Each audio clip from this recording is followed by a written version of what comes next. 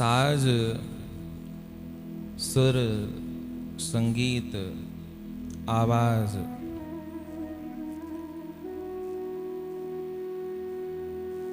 ये जब ना एक साथ आपस में मिलते हैं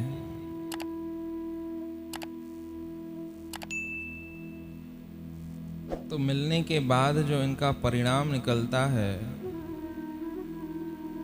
वो हमारे हृदय को, हमारे जो अंतः मन है उसमें समा जाता है और अंतर जो भावनाएं हैं वो फिर भावनाएं बाहर निकलती हैं। इसलिए ये सब साधन हैं। प्रेम से बोलो श्री राम। अब ना इसमें से हटा दें ये सब बेसुरा गाएं, ताल से ताल नहीं मिलाएं और बुलवाएं नहीं, तो फिर इतना आनंद नहीं आएगा। प्रेम से बोलो श्री राम। सतनाम साखी।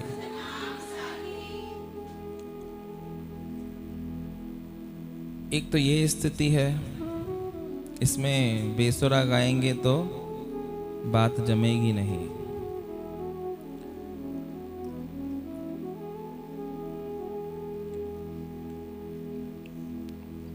परंतु न यही भावना अगर हृदय में आ जाए कि केवल परमात्मा को, गुरुदेव को, अपने उस प्रियतम को रिझाना है और उसके लिए गा रहे हैं, उसके लिए ये संगीत है, उसके लिए ये साज, ये राग, तो फिर राग न अगर छूट भी जाएगा, सुर अगर नहीं भी लगेगा, तो भी कहते हैं कि दुनिया रीझती है राग से, परंतु परमात्मा रीझते हैं अनुराग से। तो जब परमात्मा के लिए गाते हैं तो सुर मायने नहीं रखते हैं, फिर राग में हो या ना हो, परंतु वो दिव्यता हृदय से जब प्रफुल्लित होती है तो वो समस्त सांसारिक रागों के ऊपर भारी होती है। वो जो मस्ती होती है ना, कौन सी मस्ती? कि हेरी मैं तो प्रेम दीवानी, मेरा दर्द न जाने कोई। वो मस्ती मीराबाई की मस्ती, वो मस्ती नामे भगत की मस्ती,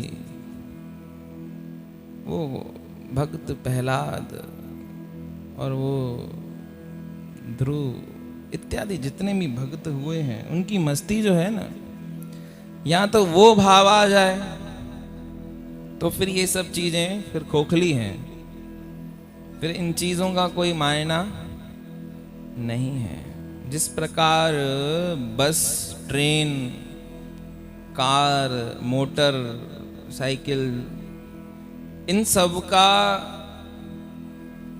मायना, इन सब का स्थान तब तक ही है जब तक मंजिल पर नहीं पहुंचे हैं। इनके बिना पहुंच भी नहीं सकते हैं, इनके बिना पहुंच भी नहीं सकते हैं, और पहुंचने के बाद इसमें बैठे भी नहीं रह सकते हैं। समझ में आ रही है बात? कितना भी ऊंची से ऊंची सीट, ऊंची से ऊंची आपको जगह मिले, अच्छी से अच्छी जगह मिले, उसमें सब सुविधाएं हों। बहुत से लोग होते हैं ना, वो बहुत से लोगों को आदत होती है एयर कंडीशनर में सफर करने की,